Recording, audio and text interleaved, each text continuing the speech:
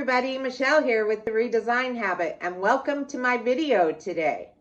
Hey, today's video is going to be a little bit different than the videos we normally do here on our channel, and it's because we just got back a little over a week ago from an amazing once-in-a-lifetime trip to Japan. And it was so exciting, and we can't wait to share all the sights and sounds with you guys. Now, what made this trip really special is our youngest daughter lives in Japan with her husband, and so we got to spend 2 weeks with them, which was super exciting. And the bonus of that is her husband is Japanese. He grew up in Japan. So we had a built-in tour guide, and they did such an amazing job. We did start to finish for 14 days of more than you could ever imagine. It's exhausting to me to just think about it right now. So in this first video, what I want to share with you are just some general observations about basic design elements that we came across time and time again, whether in architecture or interior space.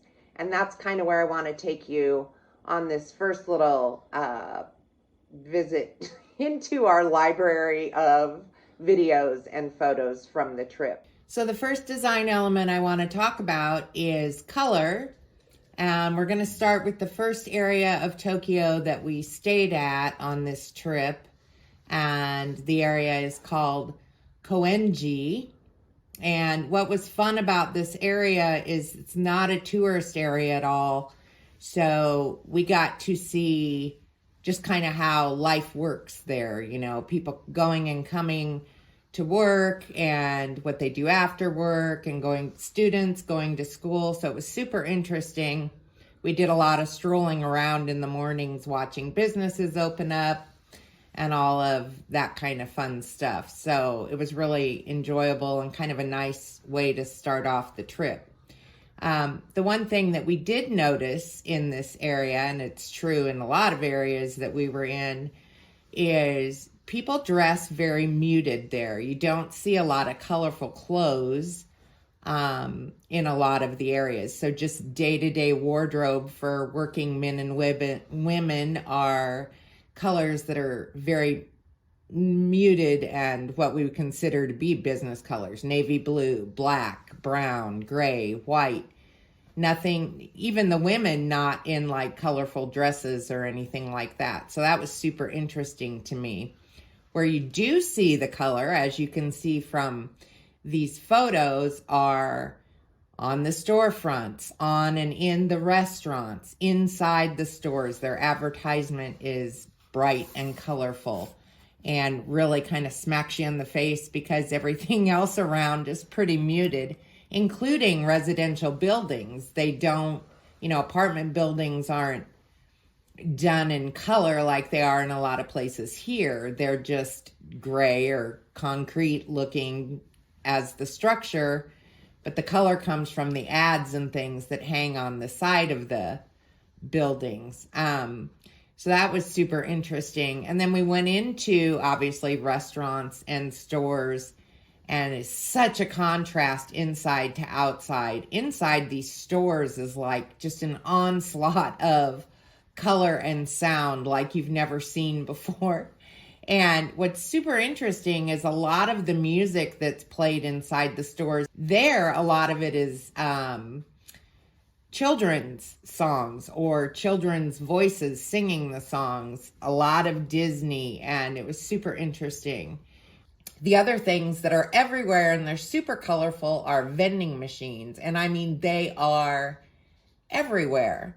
Now, something we learned from Toshi, our son-in-law, who grew up in Japan, he said that all these vending machines, if there was ever to be a kind of catastrophic situation, an earthquake or hurricane, something like that, these machines can be triggered to be turned off so that you don't have to put any kind of money in. So we thought that was super interesting.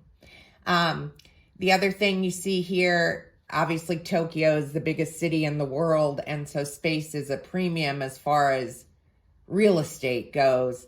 And so buildings go up, not out. That definitely felt like a big, busy metropolitan area.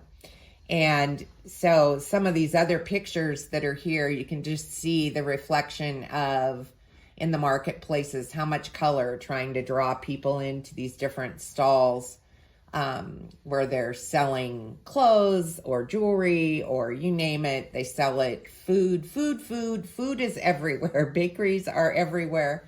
You will not go hungry if you are in Japan. They just have food everywhere, which we found super interesting. So that's kind of the first little section I wanted to talk about. And the next one we're going to talk about is repetition.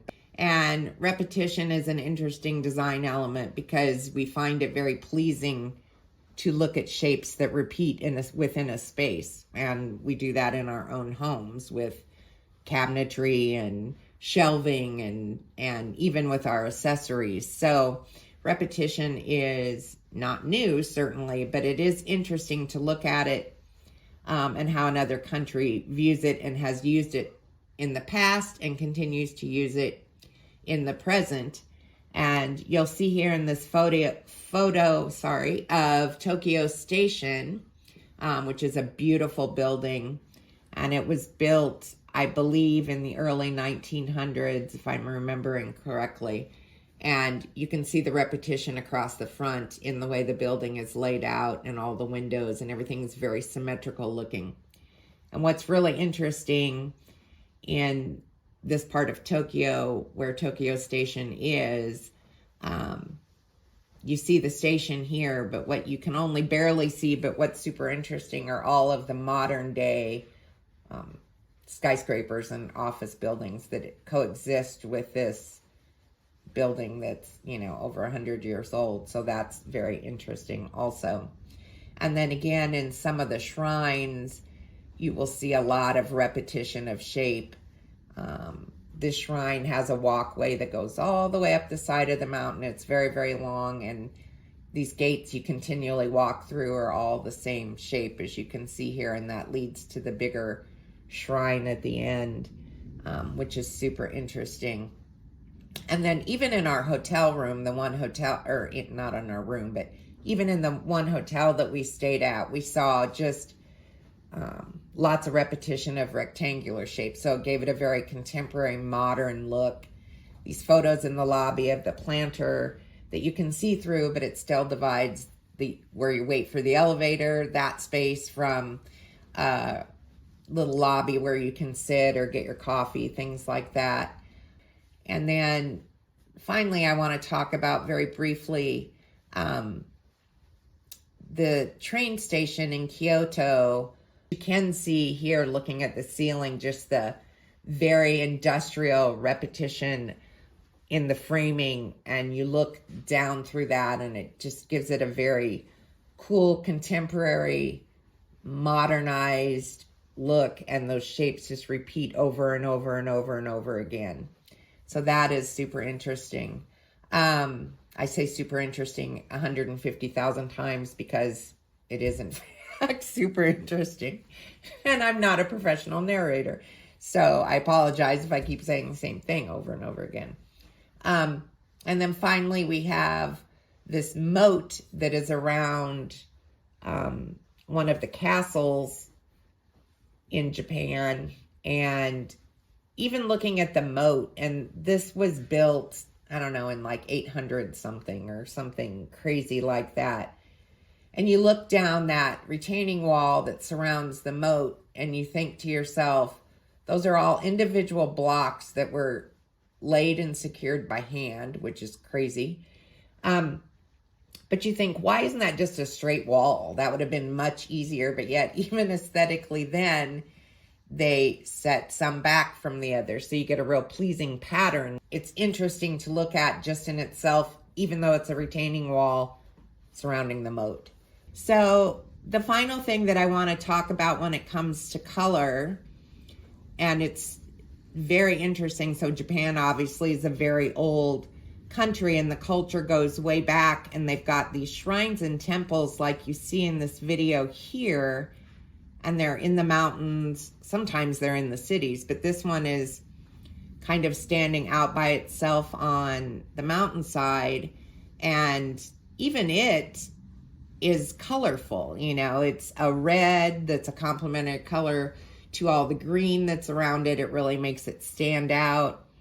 But it's really interesting to me that even, you know, 1,000 years ago, when some of these were built, which is crazy to think about, the design aesthetic was still there, making it stand out and making it important by choosing colors that indicate that.